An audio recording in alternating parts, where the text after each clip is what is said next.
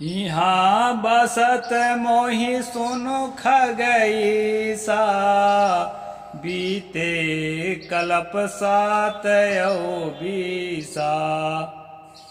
नमस्कार दोस्तों, मैं अविनाश दास रेशनल कबीर यूट्यूब चैनल में आप सबका हार्दिक स्वागत करता हूं। साथियों, यदि आप इस चैनल को सब्सक्राइब नहीं किए हैं तो सब्सक्राइब जरूर करें, शेयर करके अपने सभी ग्रुपों में सभी मित्रों तक पहुंचाएं, बेल आइकन को प्रेस करें, ऑल नोटिफिकेशन ऑन करें, कमेंट जरूर करें दोस्तों और लाइक भी करें। इस चैनल का उद्देश्य किसी भी जाति, धर्म, संप्रदाय या व्यक्ति विशेष को आहत पहुंचाना बिल्कुल भी नहीं है। इस चैनल का उद्देश्य है जन जन में तर्कशीलता का विकास करना, पाखंड आडंबर से मुक्त करना और मनुष्य में लिंग भेद, जाति भेद से ऊपर उठ करके मानवता और दया, करुणा, प्रेम का संचार करना, इस उद्देश्य से चैनल चलाया गया है दोस्तों।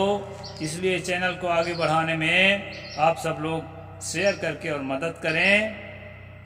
मैंने शुरू में एक चौपाई बोली है, रामचरितमानस की चौपाई, उसको मैं संक्षिप्त में अर्थ कर देता हूँ। इसके बाद जो है आज के प्रसंग पर चलते हैं। साथियों, जैसा कि आपको मालूम है, सुबह के सत्र में मैं कबीर और रामानंद इस किताब पर चर्चा करता हूँ। आज थोड़ा लेट से चर्चा कर रहा हूँ, तो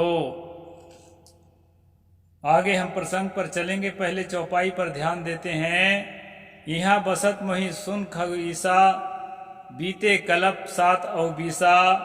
ऐसा जो है काग भुसुंडी ने गरुड़ से कहा कि हे पक्षीराज, इस नीलगिरी पर्वत पर बसते हुए मुझे 27 कल्प बीत गए हैं। अब एक कल्प कितने समय का होता है दोस्तों, वह भी मैं बता देता हूँ।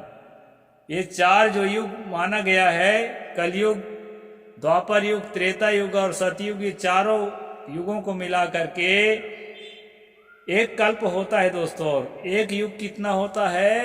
एक युग जो है 4,32,000 वर्ष का कलयुग होता है, उससे 2 गुना जो है द्वापर होता है, उससे 3 गुना त्रेता होता है, उससे 4 गुना सतयुग होता है इनकी मान्यता के अनुसार।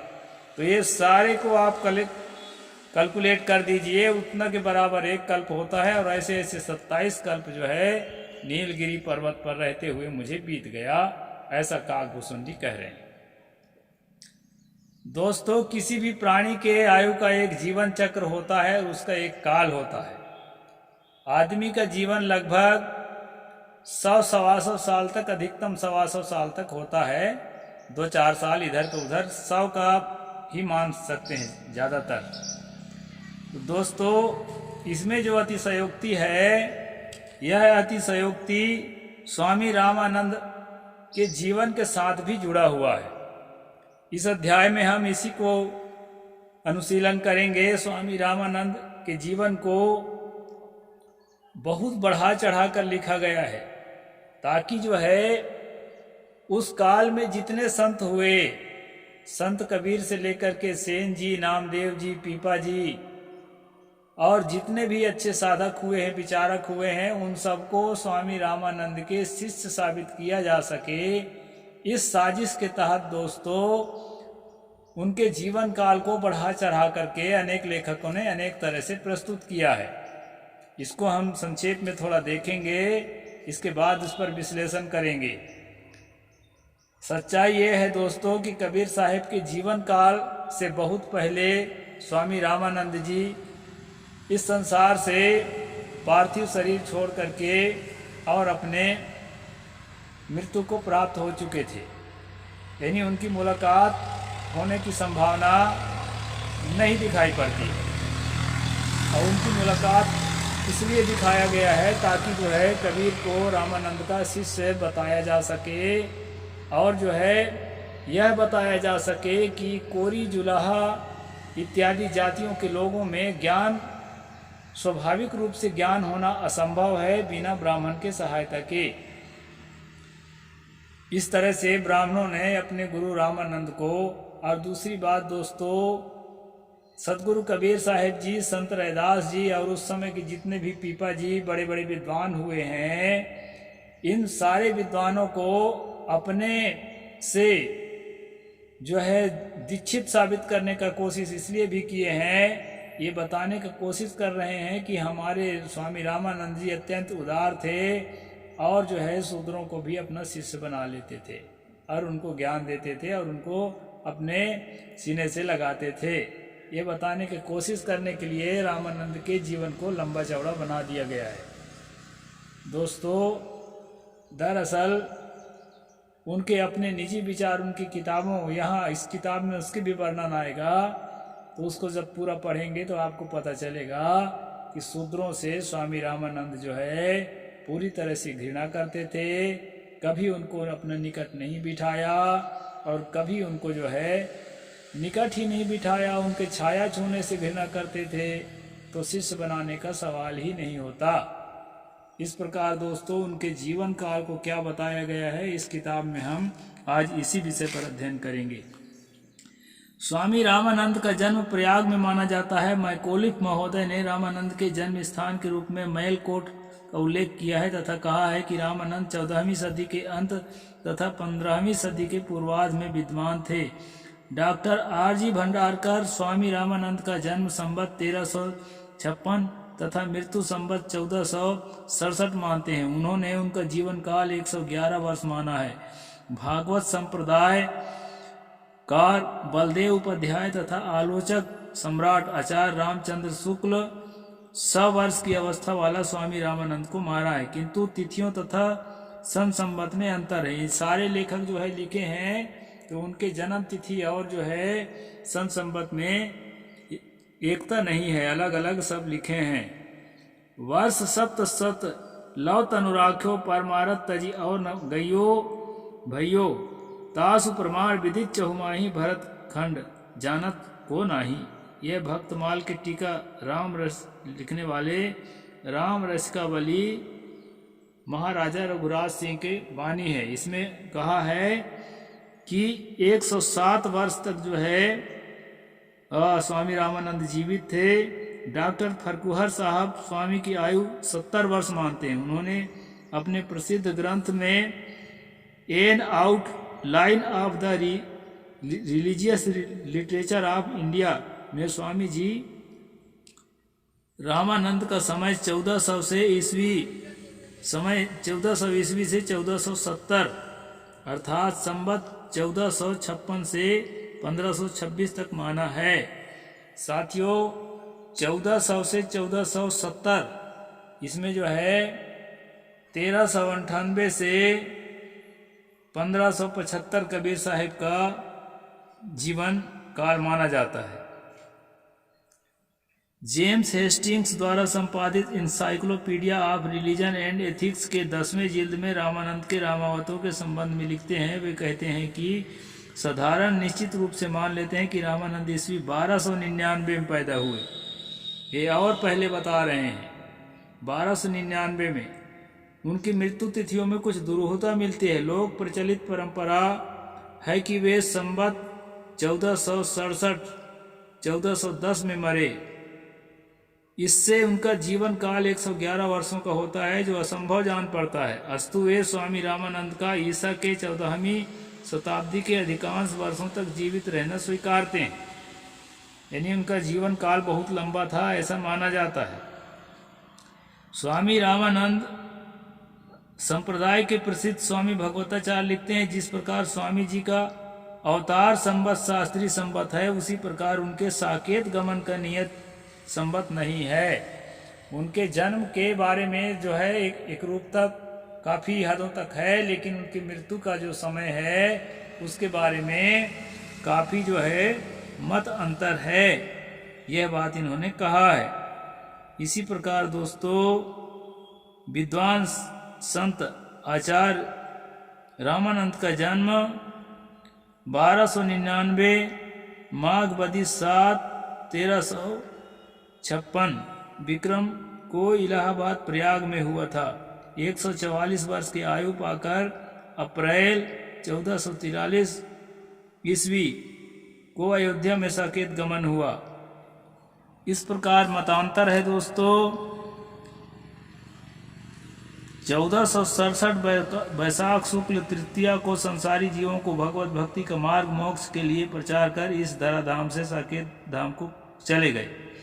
इस प्रकार मानने वाले doctor Grierson, doctor Pitambar Dutt Barthwal, doctor Badri Narayan Srivastava आदि हिंदी साहित्य के विद्वान हैं। रामानंद संप्रदाय के विद्वान भगवताचार्य ने प्रसंग परिजात के अनुसरण करते हुए 149 वर्ष, योगी राज गोवत्स ने 159 वर्ष से भी अधिक होने को कहा है। इस प्रकार लेख में स्वयं रामेश्वर दास श्री वैष्णव रामानंद की आयु 211 वर्ष माना है। गीता प्रेस गोरखपुर से प्रकाशित भक्ति चरितांक में अर्जुन प्रसाद शुक्ला एमए ने लिखा है, रामानंद का जन्म 1324 विक्रम तथा मृत्यु 1575 विक्रम में हुई थी और वे स्वामी रामानंद को गियासुद्दीन तुगलक राज्यकाल 1320 से 1325 ईस्वी, बुक्का राय राजकाल 1356 से 1377 को समकालीन ठहराया है। इतना ही नहीं, जूना खां तुगलक और तैमूर लंग को भी उनके समकालीन माना है। उन्होंने मौलाना रसीनुद्दीन के हवाले से कबीर, सेन, रैदास, धना आदि को उनके शिष्य बताया है। इस प्रकार शुक्ल जी ने स्वामी रामानंद का जीवन काल 1324 से 1575 विक्रम 191 वर्ष का उम्र माना है। इस प्रकार बहुत सारा है दोस्तों, सबको मैं गिनती करूंगा तो बहुत समय लगेगा। ये वीडियो को शॉर्ट बनाना है। खास बात यह है कि स्वामी रामानंद को कबीर साहब के गुरु साबित करने के लिए लेखकों ने उनके जीवन के वर्ष को बहुत बहुत बढ़ा चढ़ा कर लिखा है, क्योंकि वास्तविकता यह है कि स्वामी रामानंद जी का कबीर साहब से मुलाकात ही नहीं हुई थी। कुछ लोगों का कहना है कि 11 साल की अवस्था में कबीर साहब उनसे मिले थे, वह भी फर्जी है दोस्तों। कबीर साहब का किसी भी तरह से स्वामी रामानंद से तालमेल नहीं बैठता है, न तो उनके व्यवहारिक तालमेल बैठता है, न तो उनके जाति एक है। जाति का आज जब इतना जाति पाति है तो उस जमाने में कैसे उसको गले से लगा लिए होंगे, इस पर भी आपको विचार करना चाहिए। एक बात। दूसरी बात, अगर कबीर साहब ने उनसे कुछ सीखा था तो उनके विचारधारा में कुछ एक रूपता दिखाई पड़ना चाहिए, तो वह भी दिखाई नहीं पड़ता है। इस प्रकार दोस्तों आने वाले समय में उनके शिष्यों के जीवन काल को भी बहुत लंबा लंबा लिखा है। इससे तो और बहुत दूर चला जाता है, क्योंकि उन पर गद्दी पर बैठने वाले जो उसके बाद शिष्य हुए हैं उनके समय को अगर जोड़ा जाए तो सैकड़ों बरस पीछे चले जाएंगे।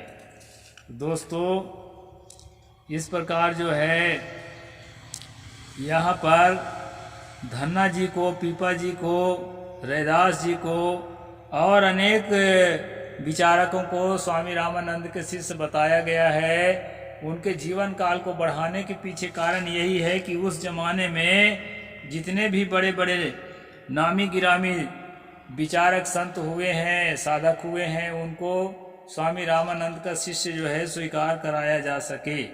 यह जो है दोस्तों एक साजिश के तहत ऐसा किया गया है। जबकि पीपा जी स्वयं लिखते हैं, जो कलिमाज कबीर न होते तौलो वेद और कलयुग मिलकर भगति रसातल देते, नाम कबीर सांझ प्रकाशा तहाँ पीपे का छुपाया। इससे समझ में आता है कि संत कबीर के बाद ही पीपा जी हुए हैं और उन्होंने अपना पथ प्रदर्शक माना है।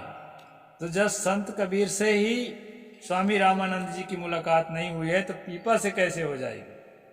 दोस्तों मैं भ्रमण के दौरान वहाँ पंचगंगा घाट में गया था तो मैंने देखा है कि वहाँ पर पीपा जी की मूर्ति, रैदास जी की मूर्ति, अनंतानंद जी का मूर्ति, स्वामी रामानंद जी का मूर्ति एक ही जगह रखा गया है और ये बताने का प्रयास किया गया है कि ये सब स्वामी रामानंद जी के शिष्य थे, जबकि ये सब अलग अलग समय के हैं। न तो सेन जी, न तो नामदेव जी, ये सब जो है स्वामी रामानंद के बहुत पीछे हुए हैं। कबीर साहब भी पीछे हुए हैं। धना जी लिखते हैं, नामदेव, कबीर, रैदास तथा सेन जी के विचारों से प्रभावित होकर यह जार धना भक्ति में लगा। यही विधि सुन के जठरो उठी भक्ति लागा। ये है मूल पद। तो दोस्तों, इससे आपको ये समझना है कि ये मुक्ति आंदोलन का शुरुआत सतगुरु कबीर साहिब ने किया था, और सतगुरु कबीर साहिब बहुजन वर्ग से आते थे। और ये जितने संत हैं, पीपा जी, धना जी, नामदेव जी, इनमें से कोई भी ब्राह्मण नहीं है। और ब्राह्मणों में उसके बाद आज तक भी कोई इस तरह से अपनाते हुए दिखाई नहीं पड़ता है। बहुकाल बपु धारी के प्रण जनन के पार दियो, ये नाभादास भक्तमाल की पंक्ति है। यानी कि लंबे समय तक जी करके और स्वामी रामानंद जी ने सब लोगों को उद्धार का रास्ता बताया, ऐसा ये साबित करने के चक्कर में रहते हैं। कोई 200 वर्षों का जीवन बताता है, कोई और बताता है, कोई लंबा और भी ज़्यादा बताता है। इस प्रकार इस अध्याय में दोस्तों इन्हीं बातों का वर्णन है। तो खास बात मैं ये कहना चाहता हूँ कि कोई भी आदमी का जीवन, मनुष्य का जीवन लगभग जो है 100 के आसपास होता है, कोई 100 से पार चला जाता है, लेकिन 200-300 वर्षों का किसी का जीवन नहीं होता। और जो है ये असंभव बातें जो है इसमें लिखी गई है। जैसे मैंने चौपाई में बताया था काकभूषुंडी का जीवन, उसी प्रकार स्वामी रामानंद का जीवन भी यहाँ पर लंबा चौड़ा बता करके लोगों को भटकाने का काम किया गया है। दोस्तों आगे जो है हम यहाँ पर अंत में लिखते हैं, स्वामी रामानंद अधिकतम जीवन काल 111 वर्ष माना जा सकता है, जो संभवतः 1356 से 1467 विक्रम तक माना जा सकता है। ये विक्रम संवत है, नहीं तो कबीर साहिब के 1398 जो ईस्वी संवत है उसके साथ आप मेल करेंगे तो मेल हो जाएगा। इस प्रकार दोस्तों इनका जो है किसी भी प्रकार से मुलाकात नहीं हुई है। अब ये फर्जीवाड़ा से कबीरपंथियों को खासकर बचना चाहिए। और जो बौद्धिस्ट हैं, जो वो भी एक राग अलापते हैं कि स्वामी रामानंद के कबीर साहिब शिष्य थे, उनको भी इस बात से जो है लेखक ने आईना दिखाने की कोशिश किया है। और इसके बाद दोस्तों एक बहुत बड़ा चार्ट है, कौन कितने साल जिया उसके शिष्यों का चार्ट है। इस चार्ट के अनुसार यदि हम घटाएंगे तो सैकड़ों वर्ष पहले हो जाएंगे रामानंद जी। इसलिए इस चार्ट को मैं नहीं पढ़ के सुनाता, बहुत लंबा है, वीडियो लंबा हो जाएगा। यहीं पर मैं वीडियो को पूरा करता हूं दोस्तों। साहिब बंदगी। जय भीम, जय जोहार, जय भारत।